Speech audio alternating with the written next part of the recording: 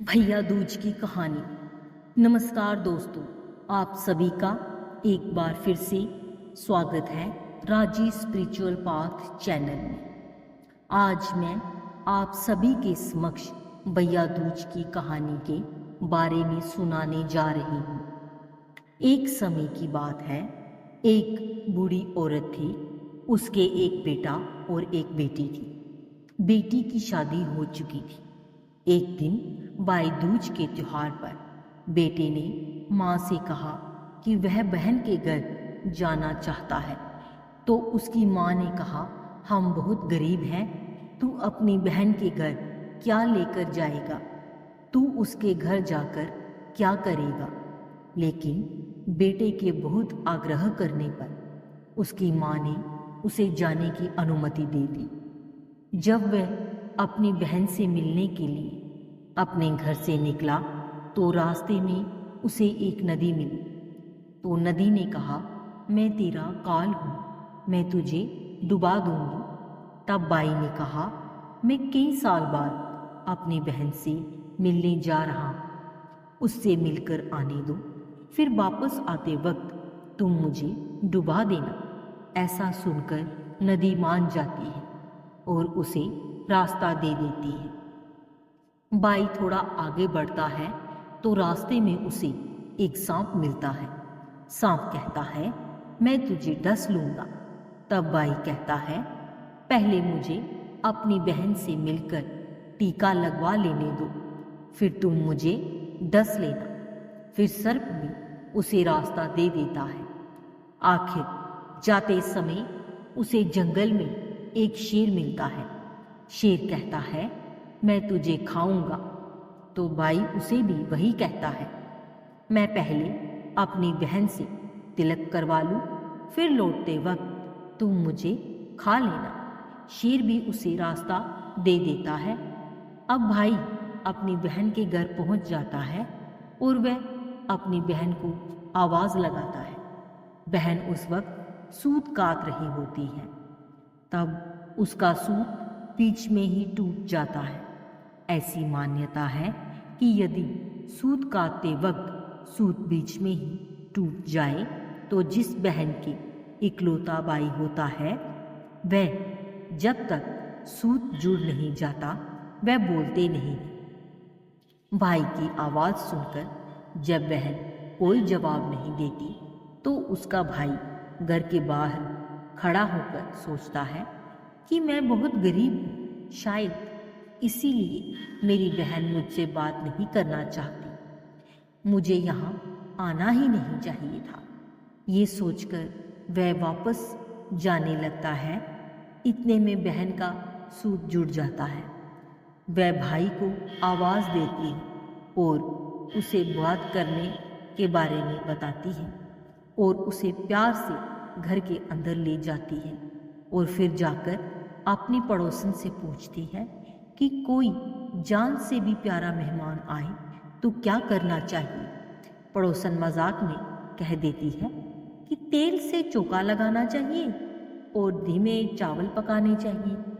वह पड़ोसन का मजाक नहीं समझ पाती और ऐसा ही करती है। अब ना तो चोका सूखता है और ना ही चावल पकते हैं। इधर बाई को भूख लग रही होती है तो वह बहन को कहता है, बहन भूख लगी है, खाना परोस दो। बहन कहती है, ना तो चूका सूख रहा है और ना ही चावल पक रहे हैं। बाई पूछता है कि तुमने कैसे चौका लगाया है और चावल कैसे चढ़ाए हैं। बहन कहती है, मैंने पड़ोसन से पूछा था कि जान से प्यारा मेहमान आए तो क्या करना चाहिए, तो उसने कहा तेल से चोका लगाना चाहिए और धीमे चावल पकाने चाहिए। बाई बोला, अरे मेरी बोली बहन, कभी तेल का चोका सूखा है और कभी धीमे चावल पकते हैं। तो ऐसा कर, पानी में चोका लगा और दूध में चावल पका। ऐसा करते ही चोका सूख जाता है और चावल भी पक जाते हैं। तब वह बाई को भोजन कराती है और उसे तिलक करती है। अगले दिन भाई बोलता है, माँ अकेली है, अब मैं घर वापस जाऊंगा। अगले दिन बहन जल्दी उठकर गेहूं पीसकर भाई के लिए लड्डू बनाती है और कुछ लड्डू बच्चों के लिए रखकर अपने भाई को विदा कर देती है। सुबह जब बच्चे उठते हैं और अपनी माँ से खाने के लिए कुछ मांगते हैं तो माँ उन्हें वही लड्डू देती है। वह देखती है कि लड्डू तो हरे रंग के हो गए हैं। फिर वह चक्की में देखती है, उसमें गेहूं के साथ एक सांप भी पिस गया होता है। घबराकर वह अपने भाई के पीछे भागती है तो उसे रास्ते में पेड़ के नीचे अपना भाई लेटा हुआ दिखता है। वह उससे पूछती है, मैंने तुझे जो लड्डू दिए थे वह तूने खाए तो नहीं? भाई कहता है, मैंने वह लड्डू अभी तक नहीं खाए, वह इस पेड़ पर टंगे हैं। वह पेड़ से लड्डू उतारती है और उन लड्डुओं को वहीं जमीन में गाड़ देती है और अपने भाई को सारी बात बताती है। भाई कहता है, तूने मुझे एक बार तो मौत से बचा लिया, पर मैं अपने पीछे कईयों को साएं देकर आया। और वह बहन को सारी बात बताता है। दोनों वहाँ बैठे बात कर रहे होते हैं तो बहन भाई से पानी मांगती है तो भाई कहता है, थोड़े दूर में एक तालाब है, मैं वहाँ से पानी लाता हूँ। बहन कहती है, मैं खुद चली जाती हूँ और पानी पीकर आती हूँ। बहन जब तालाब पर पहुँचती है तो देखती है कि वहाँ एक बूढ़ी औरत बैठी है। तो वह उसके पास जाकर उससे पूछती है कि तुम यहाँ क्यों बैठी हो? तब बुढ़िया कहती है, मैं विधाता हूँ, एक बहन के भाई का रास्ता देख रही हूँ। तब वह पूछती है, हे माता, वह कौन भाई है? तब विधाता कहती है, एक भाई है जिसके प्यार में उसकी बहन ने एक निर्दोष सांप की हत्या कर दी है। वह सोचती है कि ये तो मेरा ही भाई है। वह घबराकर विधाता से पूछती है, माँ, उस भाई को बचाने के लिए क्या करना होगा? विधाता उसे कहती है कि उसकी एक बहन है, वह उसे गालियां दे और उसकी शादी होने तक यदि वह हर घाट उतार देती है तो उसका भाई बच सकता है। वह तुरंत अपने भाई के पास जाकर उससे कहती है कि मैं तुझे घर तक छोड़ने चलूंगी, पर रुक, मैं अभी आती हूँ। फिर वह शेर के लिए मांस, सांप के लिए दूध और नदी के लिए ओढ़नी लेकर आती है और दोनों भाई बहन आगे बढ़ते हैं। रास्ते में उन्हें शेर मिलता है। जहां वह भाई को खाने के लिए आता है तो बहन उसे मांस का टुकड़ा डाल देती है। शेर मांस का टुकड़ा खाने में लग जाता है और दोनों भाई बहन आगे बढ़ जाते हैं। आगे उन्हें एक सांप मिलता है। जैसे ही सांप उसके भाई को डसने आता है तो बहन दूध का कटोरा सांप के आगे रख देती है। सांप दूध पीने लग जाता है और दोनों फिर से आगे बढ़ जाते हैं। रास्ते में आगे चलकर उन्हें नदी मिलती है जो भाई को डुबोने के लिए तैयार रहती है। तो बहन नदी को ओढ़नी उड़ा देती है। खुश होकर नदी उन्हें रास्ता दे देती है। अब दोनों भाई बहन अपने घर पहुंच जाते हैं। अपनी बेटी को देखकर माँ बहुत खुश हो जाती है, पर बहन उसी समय अपने भाई को गाली देने लगती है। तब माँ कहती है, इसको ये क्यों लेकर आया? तब भाई कहता है, माँ, बहन तो बहुत अच्छी थी, पता नहीं घर आते ही इसे क्या हो गया। थोड़े दिनों में उसके भाई का रिश्ता आता है तो सब कहते हैं, बहन पागल तो है, बुरी है, पर भाग्यवान है। जब ससुराल वाले सगाई के लिए मिठाई लाते हैं तो बहन कहती है, इसकी मिठाई क्यों लाते हो? पहले मेरी मिठाई लाओ। और वह अपने भाई को गालियां देने लगती है।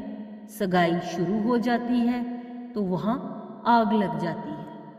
बहन को तो पहले से ही पता था कि उसके भाई की घात है और वह तुरंत ही आग बुझा देती है। शादी के हर कार्यक्रम में बहन अपने भाई के साथ ही रहती है। जब भाई की निकासी होने लगती है तो बहन बोलती है, अरे इसकी निकासी क्यों करते हो? पहले मेरी निकासी करो और इसे आगे के दरवाजे से मत लेकर जाओ, पीछे के दरवाजे से लेकर जाओ। और इतना कहते ही आगे का दरवाजा टूटकर गिर जाता है। सब कहते हैं भले ही बहन कलिया है पर यहाँ पर भाई की जान बचा रही है। जब भाई फेरों में बैठता है तो बहन फिर से उसे गालियां देने लगती है और कहती है, इसकी जगह मैं फेरों पर बैठूंगी। इसके बाद दूल्हा दुल्हन की रात जगती है तो बहन कहती है, इसकी नहीं, पहले मेरी रात जगाओ। फिर लोग कहते हैं बीच में पर्दा लगाकर इसे भी साथ में सुला दो। रात में जब भाई भाभी सो जाते हैं तो रात को वहाँ एक सांप आता है। बहन को तो पहले से ही पता था कि कुछ होने वाला है, इसलिए वह तैयार होकर बैठी थी। वह उसे पकड़कर टोकरे में बंद करके सो जाती है। आज वह कई दिनों बाद निश्चित होकर सोती है। उधर उसकी माँ सोचती है कि बेटी के उठने से पहले ही मेहमानों को विदा कर देती हूँ, वरना वह फिर से गालियाँ देकर शोर मचाएगी। बेटी उठकर देखती है तो घर में कोई भी मेहमान नहीं दिखता। वह माँ से पूछती है कि सब मेहमान कहाँ चले गए? माँ कहती है, मैंने सब मेहमानों को विदा कर दिया है। तब बेटी कहती है कि सब मेहमानों को फिर से बुलाओ, तभी मैं विदा होंगी। उसके कहे अनुसार माँ सबको वापस बुलाती है।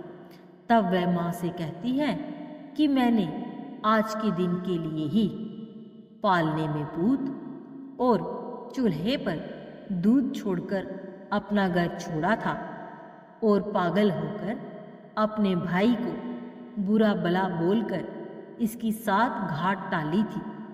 मैंने इसे बचाने के लिए ऐसा किया था। ये सुनकर माँ और उसका भाई बहुत खुश हो जाते हैं और उसे खुशी खुशी विदा करते हैं और फिर सभी मेहमानों को भी विदा कर देते हैं। दोस्तों, सभी बहनें अपने भाई की लंबी उम्र की कामना करते हुए भाई दूज के दिन अपने भाई को तिलक करती हैं और उनकी खुशहाली की कामना करती हैं। कहानी सुनने वालों का भी भला और सुनाने वालों का भी भला। यदि आपको वीडियो पसंद आया है तो कमेंट बॉक्स में जय श्री कृष्ण लिखना ना भूलें। आप सभी का हार्दिक धन्यवाद। जय श्री कृष्ण। ऐसी और वीडियोस के लिए हमारे चैनल राजेश स्पिरिचुअल पाथ को सब्सक्राइब करें। धन्यवाद।